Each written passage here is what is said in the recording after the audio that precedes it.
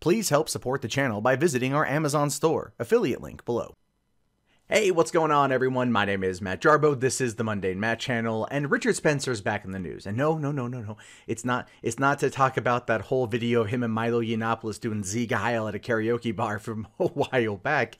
This has everything to do with the speech that he's giving at the University of Florida, where as a result of this, or I should say in preparation of this particular event, the governor declared a state of emergency ahead of his speech. Yeah, you heard it right, folks. The governor of Florida, Governor Rick Scott, has declared Florida to be in a state of emergency because Richard Spencer, the GQ poster boy of white nationalism, is going to be giving a speech at the University of Florida. Never mind the fact that, state of emergencies are usually reserved for such things as hurricanes, which when Hurricane Irma went through, they were in a state of emergency because that's when, you would need to have that sort of thing. But what this is in preparation for essentially is, well, they don't want a repeat of Charlottesville, or I'm guessing in some cases Berkeley. They're going to say Charlottesville because Charlottesville, being as crazy as it was, is clearly, a big reason for that. But this is Richard Spencer. Richard Spencer wasn't the reason why Charlottesville happened. Let's be perfectly bluntly honest here. Richard Spencer is just like a troll in white nationalist clothing. I'm sure he believes what he says, but he also knows the power of meme magic, and he knows how to use the internet and the collective internet outrage machine to his benefit. So Rick Scott actually doing this is one of the stupidest things that could happen. And you know why? Because it gives him the power. In this particular case, he is He-Man, and Rick Scott just handed him Grayskull. You know what I mean? But let's take a look at what Rick Scott had to say.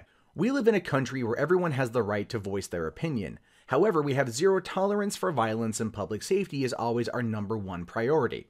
This executive order is an additional step to ensure that the University of Florida and the entire community is prepared so everyone can stay safe. And he goes on to say that he finds that the reason for this is that they think a threat is imminent. Wow, that's going a little bit above and beyond, if you ask my honest opinion here.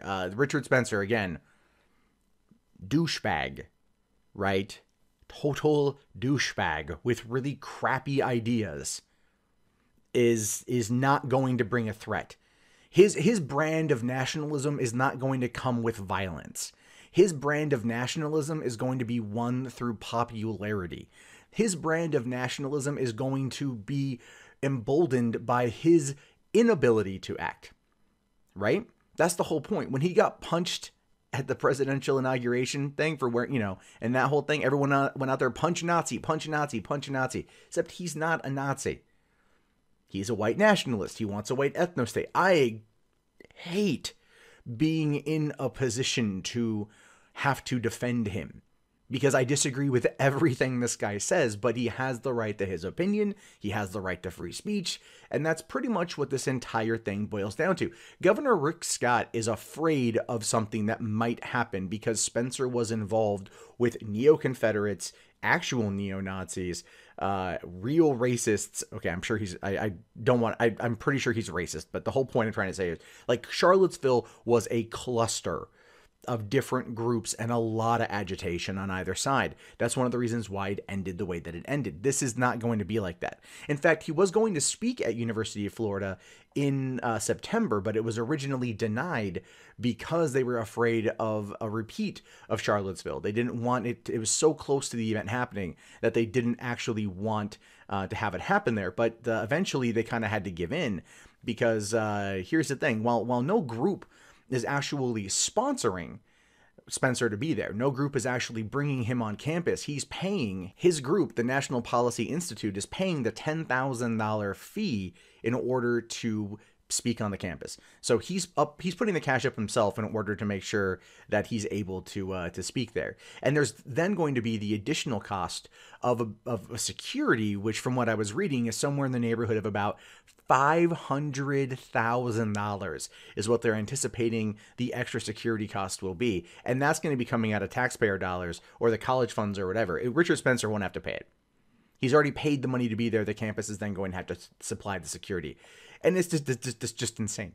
That, to me, that's just insane. So you declare a state of emergency over a dude who doesn't look like he's any more threatening than someone you might see at a Starbucks on a Tuesday morning getting like a latte, and you have him, then $500,000 for security because they're afraid of what might happen. Well, they might actually need that security because there's a Facebook group right now titled "No Nazis at UF Protests Richard Spencer," which basically is trying to get people to show up in order to protest him. I don't know if this is going to be a paid protest similar to what we've seen in the past from George Soros's WeThePeople.org, but you can see that there are 2.9 thousand people going and 7.6 thousand people interested, with the details going as far as to say, well-documented white supremacist Richard Spencer will be speaking at the University of Florida on October 19th.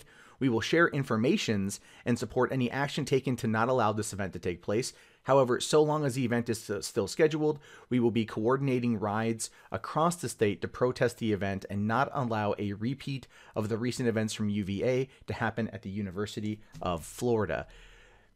Not going to happen at all. Now, again, this is a situation where I do believe the media has totally screwed up. UVA was a horrific event for a number of reasons. Most importantly, the death of Heather Heyer. It should not have happened.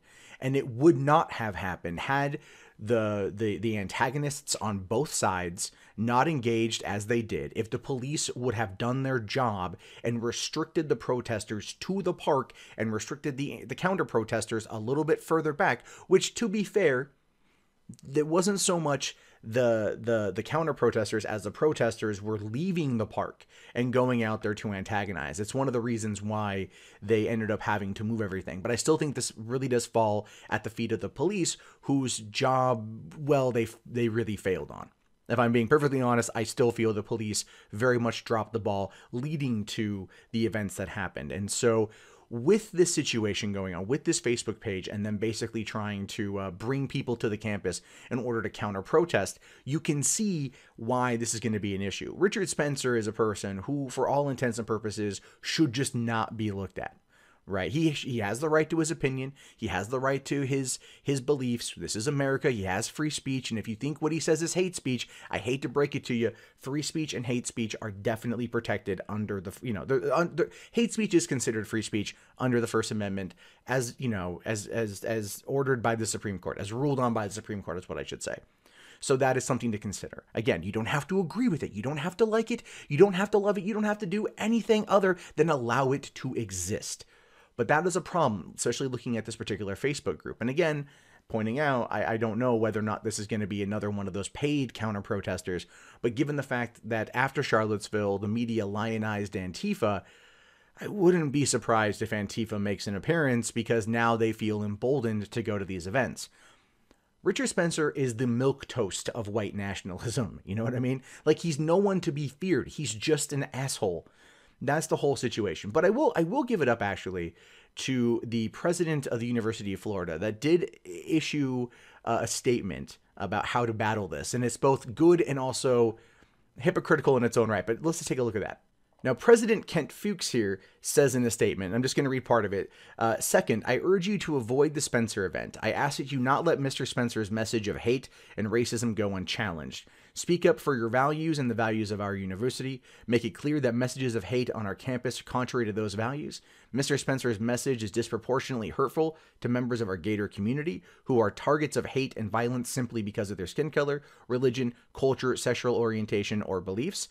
Those of us in the majority must speak out for those in the minority and make our voice of love and support heard. What I love about that, and the reason why I said what I said before, is because he says, don't go to this event, avoid this event, but it must not go unchallenged. Well, I mean, Kent, come on, dude. You can't sit there and say, don't go, but also, it must not go unchallenged. By not going, you are kind of unchallenging it, right? You are. So there's that. But at the same time, I think I get his intent. His intent is if you don't go, then you're not challenging his beliefs in real time. Therefore, you're allowing the incident to go by without any kind of publicity, right? Without any kind of spectacle, okay? And that's what the media is going to focus on, and that's what Richard Spencer is going to use to further his agenda. I don't think you understand here. The more resistance you give someone like Richard Spencer, the fast he grows. This is what happens in these situations, because the pushback feels so completely above what is needed, or above what should be happening. It really does prove that there are a number of problems with the response, and that maybe what this guy is saying, because it's being challenged so heavily, might be worth listening to. And all it's doing is really going to be feeding into some people out there who may be unsure about their beliefs in this regard, and they're going to look at him as a bit of a lightning rod, because, oh, clearly his ideas are so taboo, so evil, so abhorrent, that I should check it out just to see how bad it is. And then they listen to him, and it's so banal and so milquetoast that they go, oh, that's not bad. This ethno-state thing doesn't seem like a horrible idea. That's all they're doing, which is just ridiculous. But to be fair, this is how the left operates. And sadly, they're not going to stop anytime soon. But to wrap this whole thing up, I did want to take a quick look at what Richard Spencer himself says about the situation. It's flattering, I guess, Spencer told the Tampa Bay Times regarding Scott's executive order. I'm in the same genre as hurricanes and invading armies. And if you don't think that is a poignant statement about the ludicrousness of this scenario, you're wrong. He'll use that as a way to further his platform. When you meet mediocrity with a huge response, this is what happens, right? Allow me, I'm just using this as an example. I'm not trying to equate the two whatsoever. But at the beginning of this, I mentioned Milo Yiannopoulos and the whole karaoke video. But look at how the media treated Milo Yiannopoulos. Look at how they attacked him for everything that he said. Because he did it because the left can never take a joke. He did it because the left always takes the bait. A statement that even Bill Maher agreed with when Milo appeared on his show earlier this year. When that happens, when the left overreacts to the way that they are in this particular case, the way that the media lionizes Antifa and does all this kind of stuff, all it does is give him more credit, more credibility, and people who are out there looking for trolls or looking for this kind of statement or whatever, or unsure of it, might find themselves agreeing with him and agreeing with this platform simply because they're brought in by someone who looks like the Mickey Mouse of white nationalism. You know what I mean? And that's a problem. And that is exactly why someone like Richard Spencer, who up until a year ago was relatively unknown, now has a massive following, is almost a household name, and people know who he is. Why? Because idiots like Rick Scott are overreacting to everything that he says. He's doing for white nationalism what Donald Trump did to win the election. Think about that for a second. Hey guys, that wraps up this video. If you'd like to leave a comment, please do so below. I love to read your guys' input. Be sure to hit that thumbs up button. It really does help me in the YouTube algorithm. If you want to support the channel, there's the Amazon affiliate store, there's PayPal, there's Patreon, there's Bitcoin. And if you're bored and you want something else to watch, check out 3 Buck Theater up here. My name is Matt Jarbo. I will talk to you guys later. Have yourself a wonderful day. Peace out.